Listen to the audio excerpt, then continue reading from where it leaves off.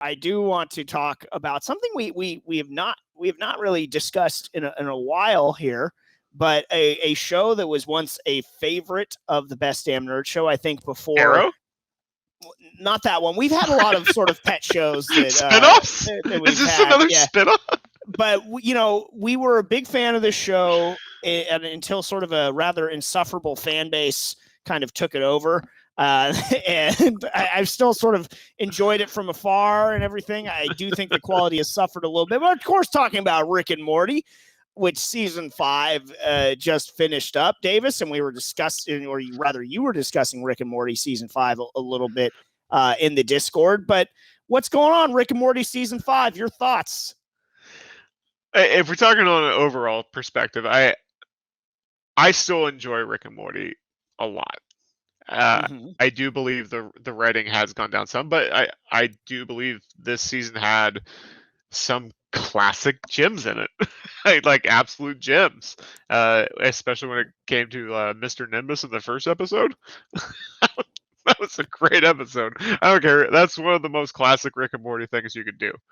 And I think a lot of the middle of the season's kind of sputtered a bit. There's a couple good ones in there. I thought the Bird Person episode was great. That was a great episode.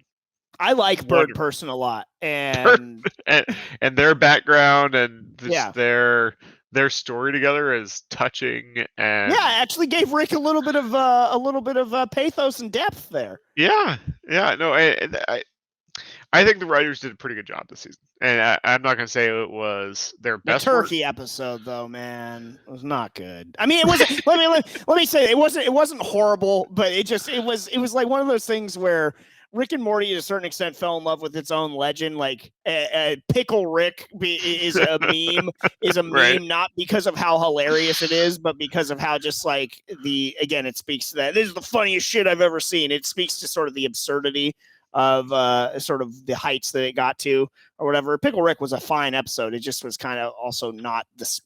I don't know. It was not my sort of favorite. Same with the turkey episode. I love the president and his conflict with each other.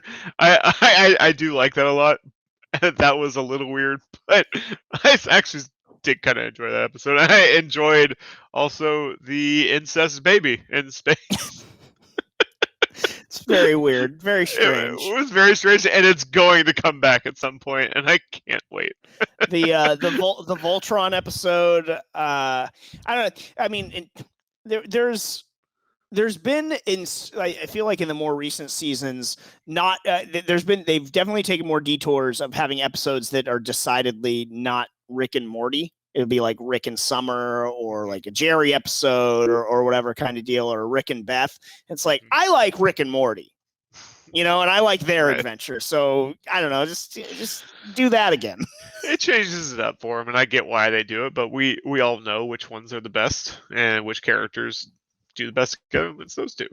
However, this led to the season finale, which was a 2-parter, which was a month-long break when they were going week to week, and they were like, "Oh, by the way, we're gonna do the finale in a month."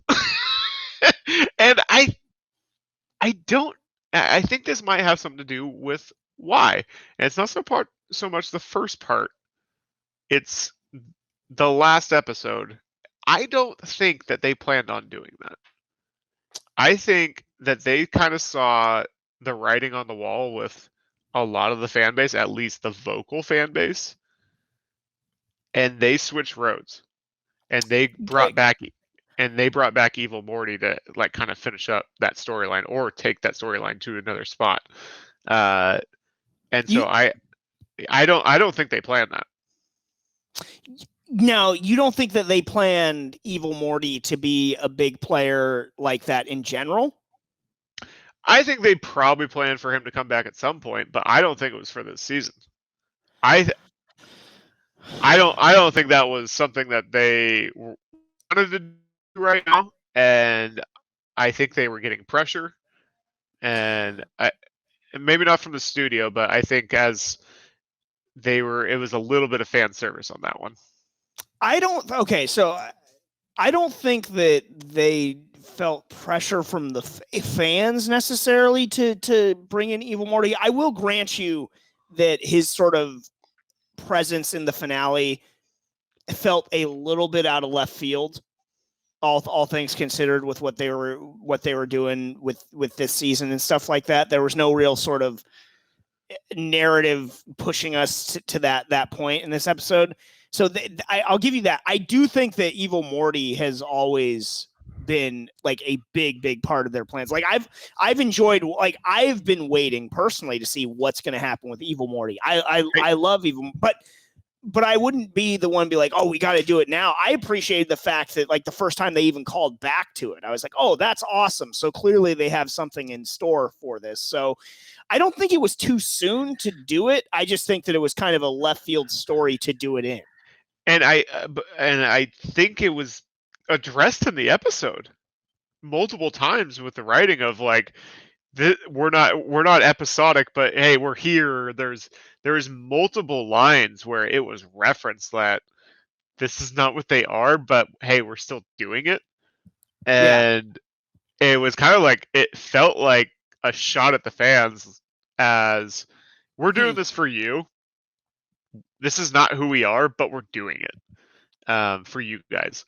And that's kind of the vibe I got from some of the dialogue. And I almost felt like they didn't want to do it, even though it was a very good episode. I thought it was very well done. They got through Evil Morty's storyline well and sent him off into probably storylines they can do for a while if they wanted to. But got some more depth for Rick too.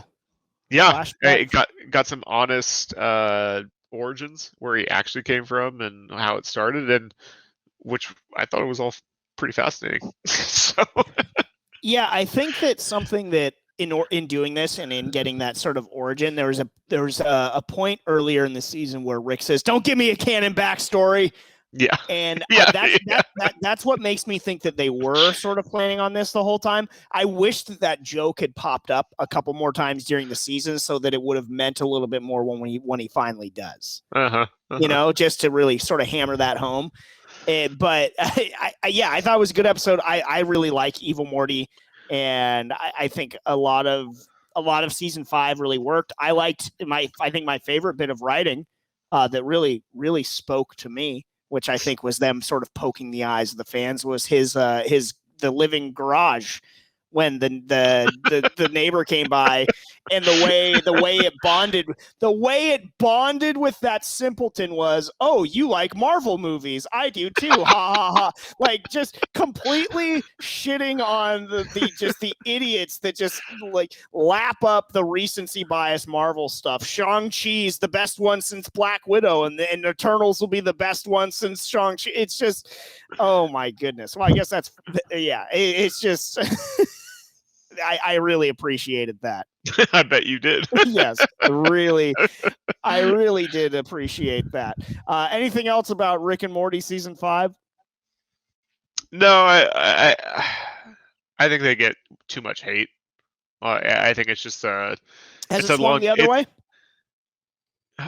No, people were happy about. Yeah, I mean, it's starting to swing. The people that kind of came on late are starting to hate on it because I think it's just a longevity bias where they watch something and it's not changing too much and it's not going along a storyline, so they get tired of it and they don't see it for what it is. So I think there's a little bit of that. I'm not saying season 5 was, the greatest of all of them. I think it was better than season 4 personally. So I think there's just a little bit of too much hate on it. I think overall it's a pretty easy watch, honestly. Yeah, I have fun. I laugh. Yeah, exactly. I don't know. I hope people aren't overcomplicating it too much. For me, the pushback came from when the marketing and the fan base, it's the smartest show on television and all this stuff. And yeah, Pickle Rick's the freaking reinvented comedy. It's like, no, it didn't. Okay, like let's slow our roll here on that. All right, and so anyway. I do like, when we went to the panel, that how much they do actually research science and what is possibly plausible in certain situations that hasn't been proven wrong, and they actually do make sure that what they're doing is at the time in physics possible. And so that is interesting to me that they actually do look into that. They take that for what it is and they roll with it. But to say it's the smartest show, I mean it's smart writing here and there, but it's also fart jokes here and there. So it is what it is, and it's an easy watch. It's fun, and it has loving characters.